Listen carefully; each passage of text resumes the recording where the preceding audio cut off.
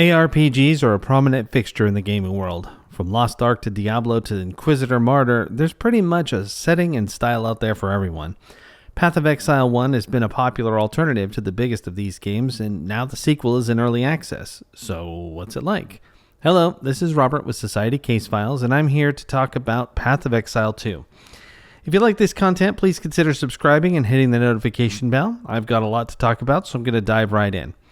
Path of Exile 2 is a big game. There's a lot to digest, and so I've decided to break this up into multiple parts. Today I'm going to talk about the early game, or what you can expect in your first several hours of play. I can tell you right away this is not Diablo 4, and you can't expect to charge through things right off the bat. It takes some time to build up before you're a killing machine, and even then you can quickly meet your match. Let's start with some of the low-hanging fruit. The graphics are great. I like the spell effects, the models, the monsters, the backgrounds. They're top-notch and worthy of any AAA game, and I think this is easily just as attractive, if not more so, than Diablo 4 in a lot of ways. That said, there are some funky animations here and there, like randomly walking backwards and some glitching and watching monsters do crazy stuff, but this is in early access, so I expect any sort of wonkiness to be corrected long before the real release. And speaking of early access, they claim it'll be there for about 6 months. There are multiple acts in the game which will be released along with some new classes and a bunch of skills as we go along, so there's plenty to look forward to. And right now, if you want to play, you do have to buy into the early access pack, which costs $30. Later, it should be free to play, pretty much like the original one. I'm not sure what specifically to think about that. I'm not the biggest fan of paying for early access, but, whatever. I'm not too upset that I spent the money on this one because I've mostly enjoyed the game.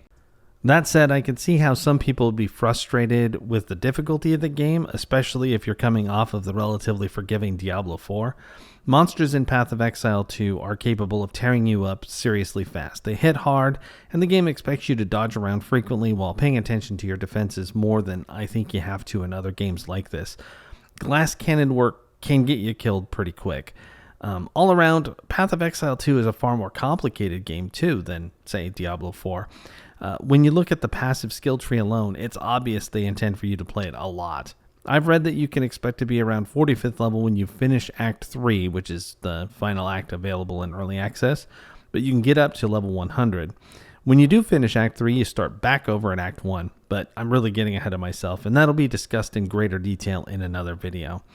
I know I've done a lot of comparing to Diablo 4, and the reason for that is that it's sort of the big elephant in the room. I mean, it's the other competitor. It's the one that demands the most attention. It's not like Grim Dawn or one of these other smaller ARPGs, which I'm not saying they're bad. They're quite good in some cases, but, Diablo 4 gets a lot of exposure. I know a lot of streamers play it, and so Path of Exile 2 is definitely infringing on that space. So that's where I'm going with most of my comparisons. The key to being successful in this game is to not shy away from grinding. You really need those levels, and so you should plan to scour pretty much every map. I did it a couple times to get ahead of the zone level. Conveniently, they include the monster level on each zone when you use the waypoint to look at the different areas. Can you survive monsters that are higher level? Probably, but you'll be doing a lot of kiting and dodging around, at least with the witch. Maybe one of the other characters is more equipped to handle higher level monsters, but based on the chat logs that I was seeing, I don't think that's the case. I think that pretty much regardless of what character you play, you're not going to be face tanking too much. Ultimately, it's just not easy, and there are things that you could do to mitigate that difficulty, but mostly that involves just putting in the work. Take down every mob you can find, collect all the gear you can find, improve your skills, be mindful about your passive purchases, and just figure out what works best for you to ensure both your survival and the fact that you can take down monsters fast enough to make it worth your while. That sort of applies to the standard white named mobs and blue named elite mobs that you run into in the open world, but there are two others to be concerned with that I'll get to in just a moment. Just as a point of the fact that they really do intend you to grind in this game, when you hover over your experience bar, it actually tells you how many experience points you're accruing per hour, which I kind of like. I don't know, it just appealed to my competitive nature, competing with myself. But knowing that, they really do intend you to watch that and go, wow, I need to maximize that or become more efficient so that I can level up faster, so that I can fight some of these harder mobs, which we now get into. There are rare mobs and there are bosses. Rare mobs are like yellow named characters that sort of jump out of nowhere, a little bit like the Butcher did in Diablo 4. And they seem to vanish after you fight them and fail. Like, I've died to them and they're not there when I go back. So like when you run into a rare mob, they could basically be considered a mini boss. They're really tough because they've got their own special abilities, and they often are surrounded by a bunch of normal guys that just, cause tons of trouble for you as well, since you can't just focus on the main threat. You've got to deal with all the other guys trying to mob you at the same time. And if you're not at the right level, or you're under geared, or you're not prepared, then you might have a tough time. You might even just die right away. I've gotten taken out many times by running into a rare and having no idea what I was even fighting until I was already gone. Then we come to bosses. They could be very difficult, particularly because they have mechanics that are a little bit more like a Souls game. They hit really hard in most cases. And I have been one-shot by plenty of bosses in the early game, which turns out to be one of the biggest complaints I've read through the reviews. That said, though, all but the most recent boss I encountered has not been too frustrating, providing I did my due diligence in grinding out some levels and paying attention to their mechanics. When I'm at their level or slightly above, it takes a while to bring them down, but I do win, and with few to no deaths as a result. But the trick, of course, is learning how they operate. If you just imagine that you can go in and spank and tank, then you're going to have a hard time. And I think that's where a lot of the people who have been reviewing it come from, is they're not really trying to be tactical with it. They just want to run in and blast stuff and melt them. This isn't really a boss melting game, at least not at the beginning. Maybe it will be later, and in part 2 or 3, we'll talk about it and I will bring that up. But speaking of death, there's actually not even a death penalty in the game, so it's not even that big of a deal. It's just annoying and frustrating, primarily because you just don't want to die. I mean, it's unless, of course, you just literally don't care, but considering the negative reviews and the people complaining, I guess people do. Whether they leave no death penalty through to the end of early access, I can't say, but apparently in Path of Exile 1, you could lose experience when you died. I don't really see them bringing that back because that sounds really frustrating and annoying, especially that you end up having to fight bosses again from full health anyway. That just seems like punishment enough to me. But if you want a more hardcore experience, then maybe they will have that. I don't know. Maybe it's something you can opt into. They already have a hardcore mode, which obviously that usually means that when you die, your character is just done. I didn't try it, obviously, but they have a couple other modes that involve pretty much isolating yourself from the community so you can't do any kind of trades or that sort of thing. I'm not really a fan of death penalties in any game. It's just such a waste of our time. I know that there's a whole stakes thing and it makes it a little bit more exciting, but at the same time, there's just so many better things for us to do than to lose a bunch of progress because, a glitch in the game killed us, or we had some lag, or we just suck, or we weren't paying close enough attention. I don't know. I don't need those super highs and super lows from the potential of losing a bunch of time because I made a mistake. But if you are that person and you're sad about that, I'm sorry for you. But maybe they will have your back later. I kind of hope not for my sake. But anyway, despite not even losing a damn thing, I still found it annoying and I got pretty frustrated. Gear is pretty standard for this type of game. There's a bunch of ways to upgrade it or add features with gems and that sort of thing.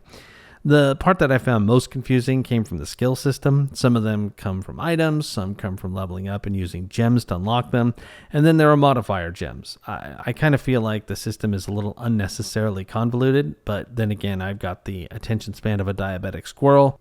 I also find it kind of irritating that some of these things are locked behind drops, because if you had terrible luck, you might not get the drops to level up your stuff.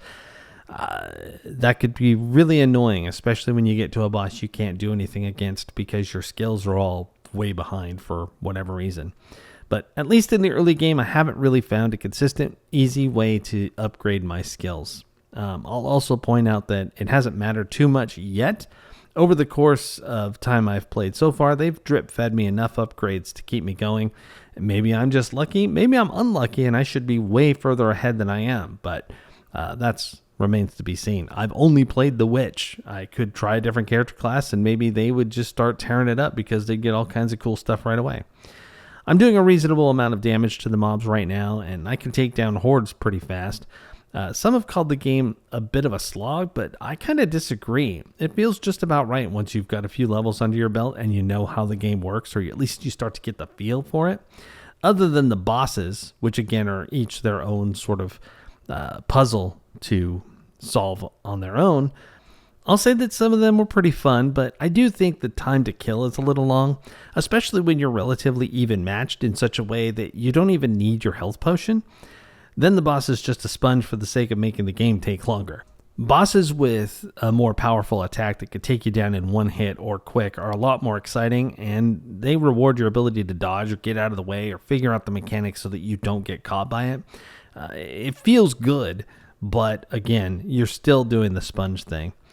Where some of them don't hit that hard at all and you could practically face tank them, I just find those kind of annoying. Because it's like, oh boy, here we go. It's going to take 5 minutes to take this guy down, and we're just going to exchange blows, and I'm pretty much going to walk away unscathed. I didn't find the key bindings all that intuitive out of the gate. I've looked at the microtransaction screen about 1 billion times because it's bound to M, which I hit for map all the time. By the way, the default key for that is tab.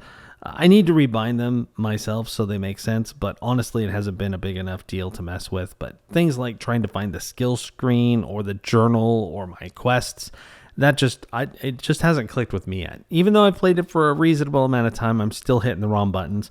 It's not like getting me killed or anything. It's just one of those annoying things like hitting the wrong select or start button on your controller when you're playing on a console. I'm pretty much doing that all the time. All around, I'd say that the key to the early part of Path of Exile 2 is just patience. ARPGs might seem like the perfect game to throw caution to the wind and charge into every battle like you're an armor-clad badger with a destiny to devour the entrails of your enemies, but the truth is, that's not this game.